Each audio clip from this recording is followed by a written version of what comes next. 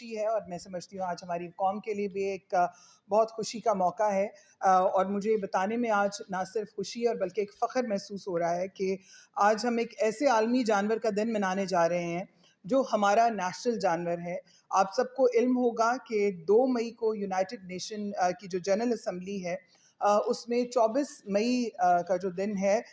وہ مارخور کا عالمی دن منانے کی اس میں قرارداد جو ہے وہ منظور ہوئی تھی۔ اس فیصلے کا مقصد تمام دنیا کو ایک اہم پیغام دینا تھا، ایک ایسا پیغام دینا تھا کہ جس میں بتایا جا سکے کہ مارخور جو ہے نیچرل ایکو سسٹم کا ایک بہت اہم باسی ہے۔